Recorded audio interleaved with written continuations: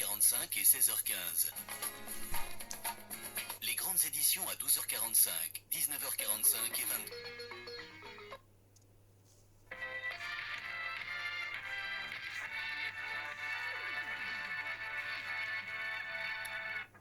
Il est 11 heures dans ces studios de la Radio Nationale. Merci de votre fidélité. Voici votre flash d'information. Comment alléger le panier de la ménagère? Cette question était au cœur d'un entretien que le président de la transition a accordé aux opérateurs économiques hier jeudi. Colonel Mamadi Doumbouya leur a demandé de trouver des moyens afin de répondre au plus vite aux préoccupations des populations en matière de diminution des prix sur les marchés.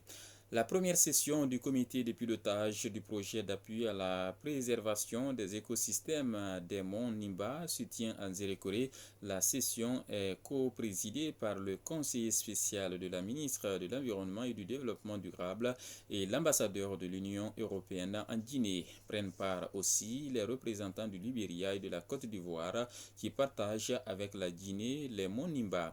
Cette session devra permettre aux partenaires d'élaborer des stratégies pour la sauvegarde de la biosphère de ce patrimoine mondial.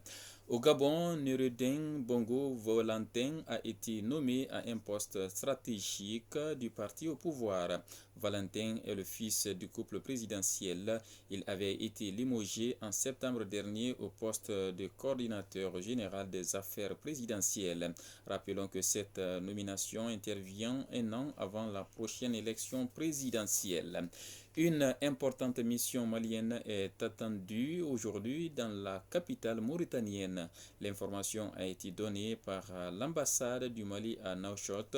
Cette visite intervient quelques jours après les accusations de la Mauritanie contre l'armée malienne, accusée de crimes récurrents contre ses ressortissants. Et cela après la disparition de plusieurs dizaines d'éleveurs mauritaniens en territoire malien.